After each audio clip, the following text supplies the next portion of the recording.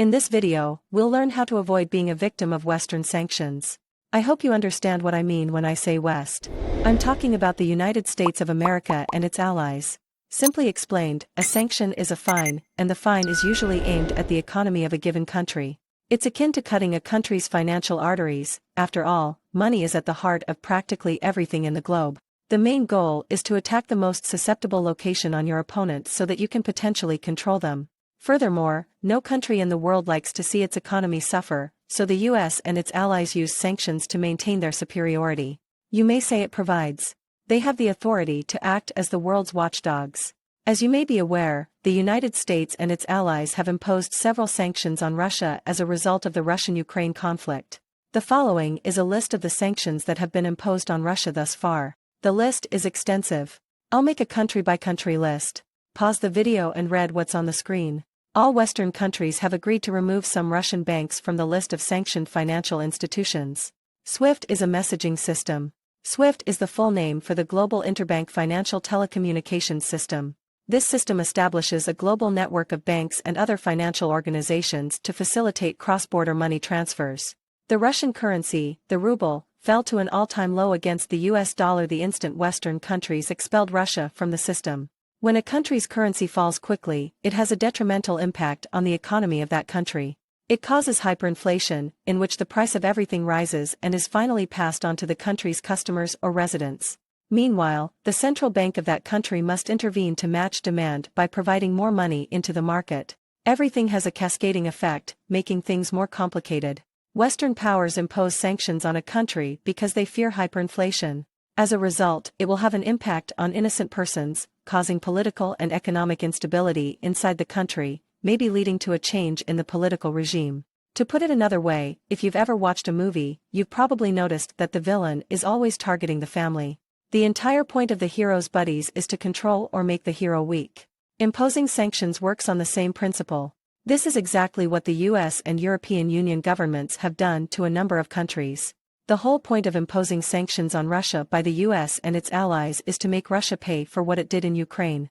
The governments of several countries have been impacted by the Western countries' sanctions against Russia. These Western countries are anticipating political and economic unrest in Russia. And if you read Joe Biden's comments, you'll notice that he said Putin picked this war and now he and his country will bear the consequences.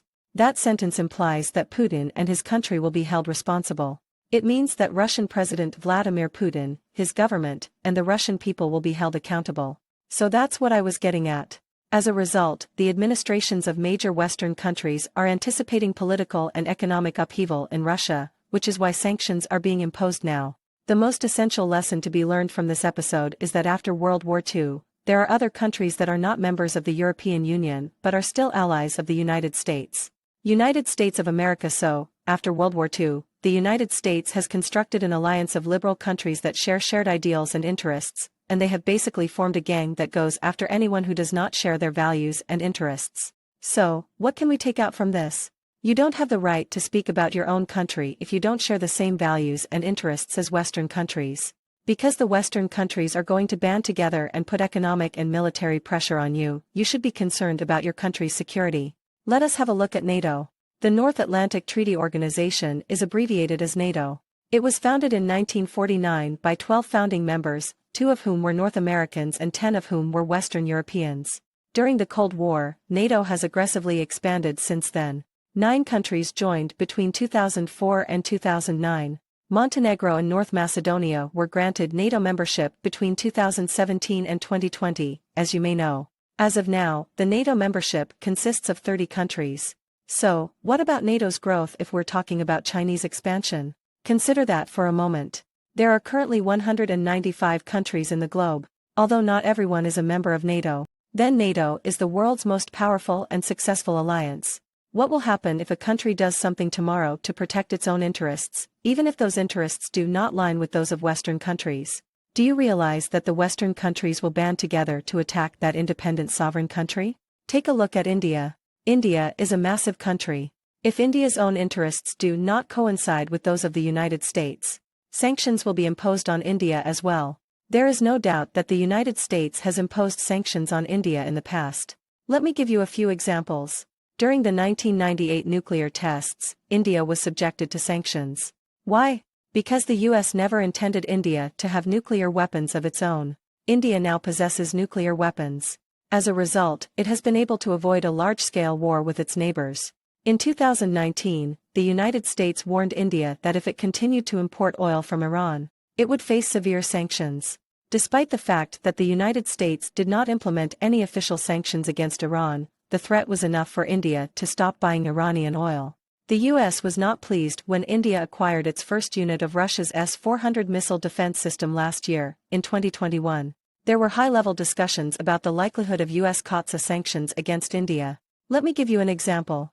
When Biden was elected president last year, he presented the American Democratic Party's energy policy. Essentially, it is the Democratic Party's plan to appease environmentalist supporters in the United States. In addition, the Biden administration has refused to enhance America's oil and gas production. To keep their economies viable and developing, emerging economies like India must maintain full production capacity, which necessitates energy in the form of oil, gas, and electricity for a smooth and continuous power supply. There will be a need for thermal power plants. Because of the U.S. Democratic Party's strict environmental policies, power facilities increasingly require coal.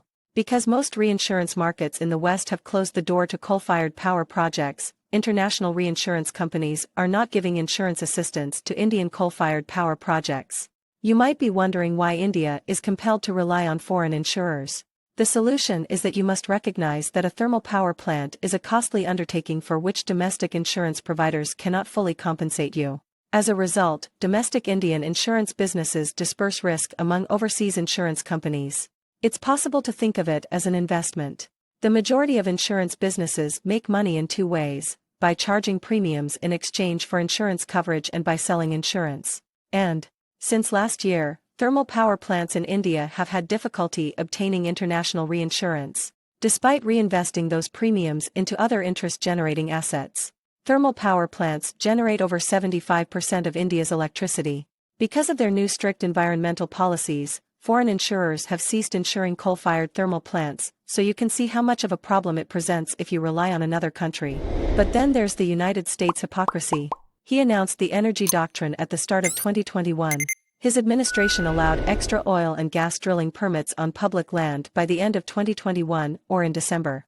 So, in essence, Biden is appeasing environmentalists. At the same time, he recognizes that fossil fuels are necessary for the economy to function. On the one hand, he is appeasing environmentalists and addressing the climate change agenda by canceling the Keystone XL pipeline project from Canada, but on the other, he is also issuing drilling permits on public territory, as America did in Europe. Europe is in a precarious position as a result of America's democratic energy policy. Germany, like America, has opted to close nuclear power reactors and decommission coal and gas plants. America, on the other hand, is reliant on renewable energy sources. Joe Biden and the Democratic Party, in short, have a climate agenda. By cutting the cost of domestic fuel production, he hopes to appeal to his Democratic support base.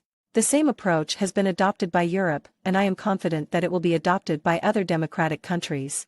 However, Biden recognizes that relying completely on renewable energy is unrealistic. The invitation has been denied by both Saudi Arabia and the United Arab Emirates.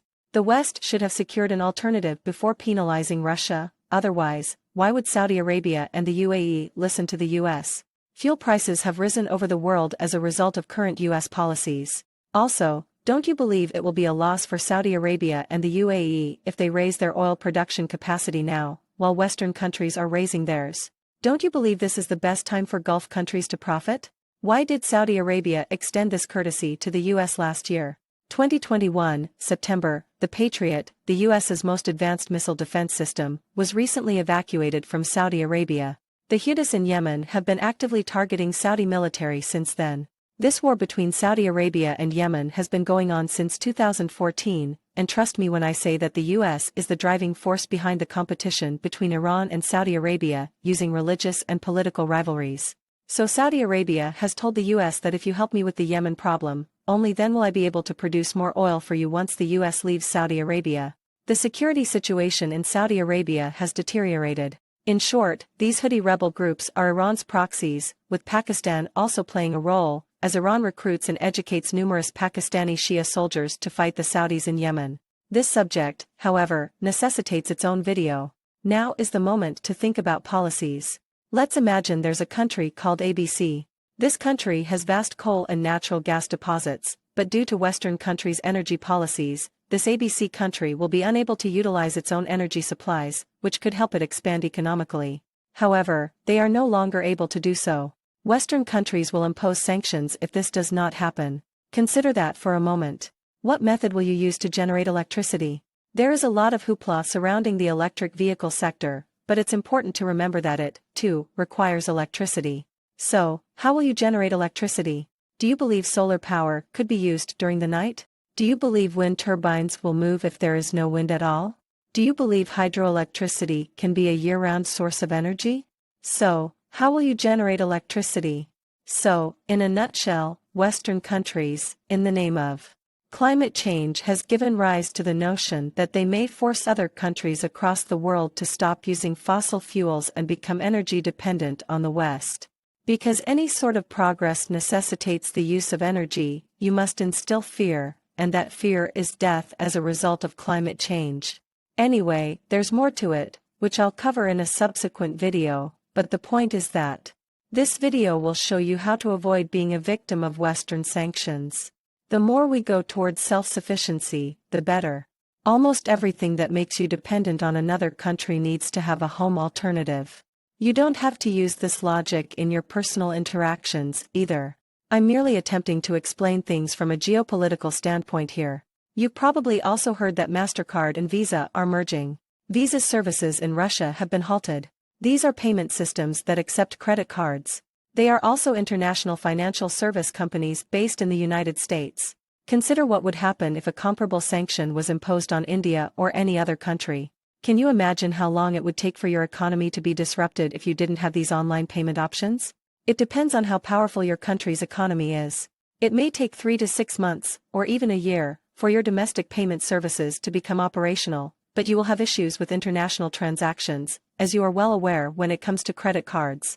As a result, there is a heated discussion over whether a country should allow a multinational corporation to come and establish a stronghold in its domestic market. That is why we have the repair service in India. Then there's the UPI system, which was built by India's National Payments Organization, demonstrating that we need a domestic alternative to practically everything so that global firms can't dictate terms and conditions tomorrow. We also need an alternative to the internet, because Google has disabled its service in Russia, and it's a shame if you can't have one for whatever reason. What countries should do is enact robust regulations prohibiting multinational corporations from storing data domestically and requiring them to comply. They won't be able to cut the power in their hometown this way. In the event of an emergency, a local data center can be taken over and restarted. As a result, you'll see that neither Google nor Facebook have data centers in India. Although Amazon maintains a data center in India, large multinational corporations from the United States are typically opposed to building a local data center. However, in the aftermath of the Russian financial crisis, it is critical for countries to assess and build self-sufficient ecosystems so that they do not become targets of Western sanctions and can assert power without compromising values. Consider China as an example. It's true. To a large extent, China is impervious to Western sanctions. As a result, whenever the US imposes sanctions on China, it makes little difference to China. Over the years, China has taken significant steps to protect its economy against all of these ruses. China, by the way, does the same thing as the United States. That is why I often say that democracy is good, but too much of it is bad. The word democracy signifies openness. Being transparent also invites exploitation. Although you may have noble intentions, not everyone does. Similarly, you may be a critical thinker, but not everyone is, and at some point, vulnerability will emerge, and that is how terms and conditions are established. That is why the Indian government has prohibited the use of certain Chinese apps. There are times when I feel both Russian and Indian, you know. China and Japan should band together and go toe-to-toe with the West. That'd be a lethal concoction. Within their particular territory, each of these 4 countries may readily thrive and survive. But, on the other hand, I don't see it happening since, on the eastern side, we have our own cultural identity or way of doing things, which can lead to a conflict of interest. However, if you look to the Western Bloc, you'll notice that they've standardized their procedures. While they may have similar ideas and interests, they lack cultural identity and morality, and the family system in the West is severely weakened. There is a slew of such examples.